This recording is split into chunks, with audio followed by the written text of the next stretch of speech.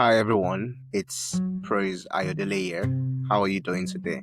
So I've been thinking of something as we young people that a lot of us probably struggle with, and it's the rate of information overload and eventually not being able to do anything in the end. And what made me think about that is two contexts. Number one is how much information has been flowed around and passed around and shared every single day of our lives, and how we are supposed to assimilate everything and make a decision or make it count. And I've listened to lots of young people ask me and talk to me about, so I've read this book, I read that document, I took this course, I took this training, and at the same time I'm just so tired and unmotivated to do anything. And I pity for them because it's not their fault. It's the generation we're in, it's the times that we're in.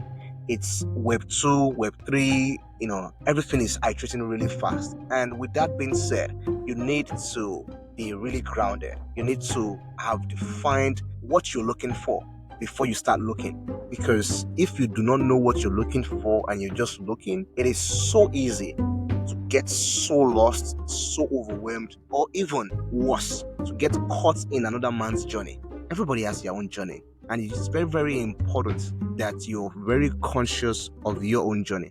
Here's how I approach those situations or those conversations as regards what do I need to learn, what do I need to do. And I'm going to come from the perspective of reading books. You see, as young people tend to recommend books to you, read that book, read this book, and that's not bad. But for me, this is a me perspective. For me, it never really works for me like that. In 2023, my best friend recommended a book, The Almanac of Navaravicans, to me. Very good book. I really encourage you to read the book because now I'm recommending books to you, right? But it's a book that might change your life if you are at that point in your life that needs that kind of change or information. So I didn't read the book at the time, but I read the book about 2-3 weeks ago, and it was a really bright light of enlightenment for me to move to the next phase of my life. Brings me to the context that I'm trying to make to you. I only read books not on recommendations. I read books because I'm seeking particular answers at that point in time, which might be very different from how lots of people read books. Because here's the thing, it takes a lot of energy to read books. It takes a lot of energy to assimilate. It takes even more energy to execute the information that you've read, depending on what kind of book you're reading. And now, for this context, I'm referring to self-help books that require you to really commit to the identity or to the information that you have been shared, and so that you can make it count as soon as possible. But with that being said, it's not very easy. So here's the thing. For example, I want to learn about sales or marketing or customer success or cybersecurity or whatever it is. I find the earliest book about it, and then I chown it, I make it my Bible, I study it. Here's why I find the earliest book about it. The thing is, every information that you're encountering is being recycled, is being fine-tuned. Nothing on this earth is new. Someone somewhere has created what you're trying to create before. Find them.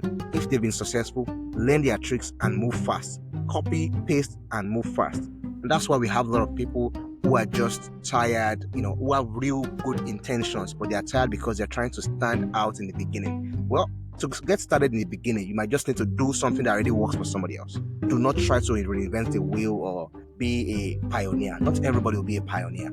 So with that information and with that understanding, once I am seeking an answer, I pick up a book and I read it as best as I can, and I start to execute. It does two things for me.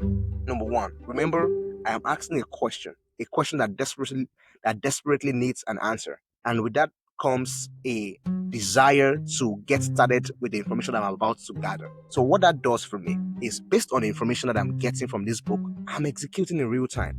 And that improves my learning, it improves my assimilation, and it makes it easier for me to share that information in the form of coaching, mentorship, or even teaching to somebody else who might be struggling with something similar. And this is where a lot of people miss it. People just read books because it's a nice book to read. But for me, it's different. The question is, what is the question I need answered? And then I find a book about it through Google, ChatGPT, whatever it is.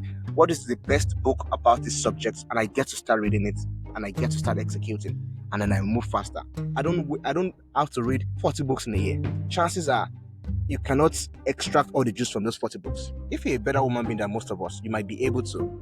But as an average person, 40 books a year is beautiful. It's good for the records. But for the execution of the things you're trying to do with yourself, it might be very, very difficult to assimilate all of the information at once. And that's the reason why there's so much information overload. From social media content itself, to books, to blogs, to emails. There is so much to process and so little time. And that is why you have to filter through this information as quickly as possible. Another thing that I want to encourage you to do, don't get caught up in the course or the ideal that you have to finish a book you start. It's good so that you don't bite as many apples and just leave apples halfway. It's good. But at the same time, once you have decided within yourself first that this is what I'm looking for in a book and this is the answers I'm trying to find, then move fast. Move fast through the entire process. Instead, you skim it until you find the answers you're looking for, or you learn to speed read, which I really recommend than skimming. Speed reading is a very good skill to learn. When you read fast, still assimilate the information, execute and move fast. That's one thing that a lot of young people to try out. Or you can skim to the parts where you think the answers are. And that's fine too. The joy at the end of the day is that whatever information was shared with you, you can make it count. Otherwise, you might just have wasted your time. With that being said, let me give you this bonus tip. Here's one thing that I do too. Because some people ask, how are you able to read so many books in such short time? Number one, it takes discipline.